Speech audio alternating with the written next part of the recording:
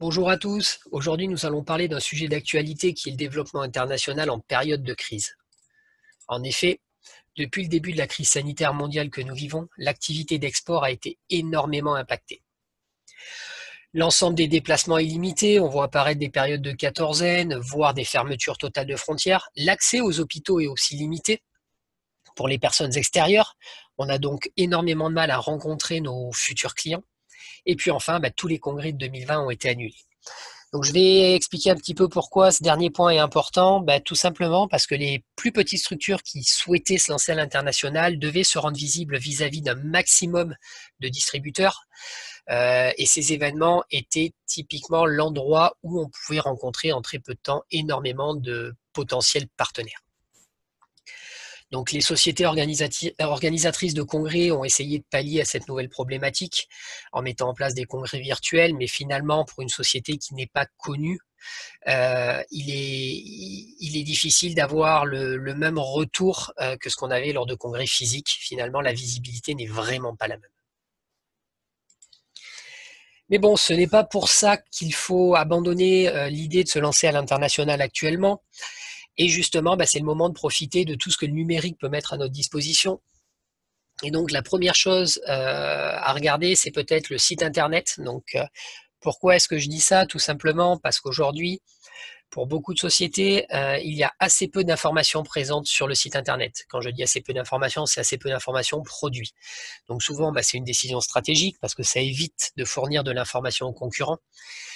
Mais dans la situation actuelle, un distributeur qui cherche de nouveaux produits va passer par Internet. Et donc, la première chose qu'il va voir, c'est votre site Internet. Et donc, si jamais vous ne créez pas d'intérêt pour le produit, il va très vite passer à autre chose. Donc, il faut fournir de l'information, suffisamment d'informations pour créer l'intérêt. Et puis, il faut aussi apparaître assez tôt et dans la liste de résultats lors d'une recherche. Tout simplement parce que les gens vont assez rarement au-delà de la deuxième page de résultats. Donc c'est le moment aujourd'hui de travailler son référencement. Et puis enfin, il faut recréer cette visibilité, il faut donner envie aux gens d'aller sur votre site. Et donc pour ça, vous pouvez mettre en place des campagnes de marketing ou bien créer de l'activité sur les réseaux sociaux type LinkedIn, Twitter, et puis pourquoi pas des petits podcasts sur des plateformes de vidéos en ligne. Pour les sociétés qui ont, elles, déjà un réseau de distribution, il ne faut pas arrêter de s'en occuper actuellement.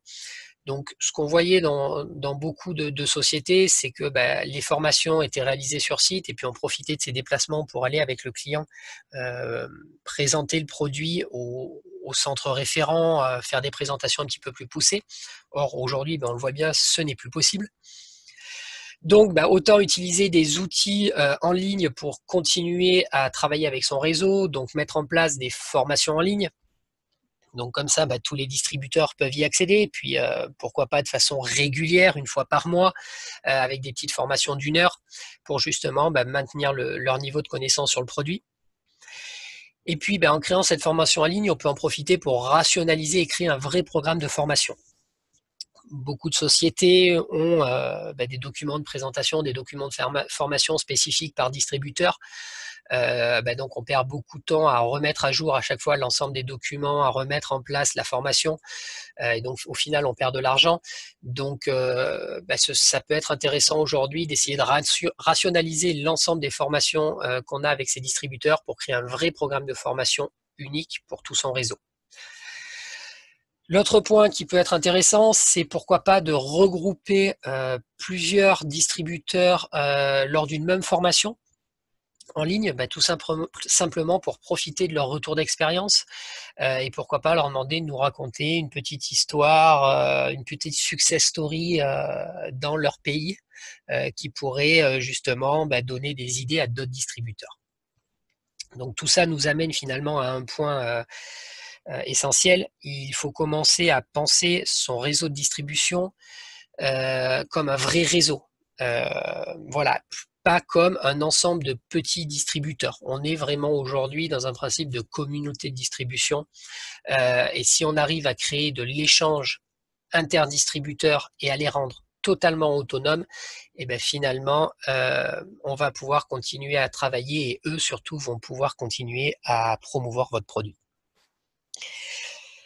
Donc, si on devait résumer un petit peu cette discussion, qu'est-ce qu'il en ressort? Qu'aujourd'hui, beaucoup de choses ont changé. On peut plus partir à l'international comme on le faisait avant. Mais donc, on a quand même des outils qui nous permettent de continuer à démarrer son activité internationale via tous les outils numériques qui existent aujourd'hui. Et puis surtout, pour les sociétés déjà présentes à l'international, ce n'est pas le moment d'arrêter de supporter son réseau de distribution.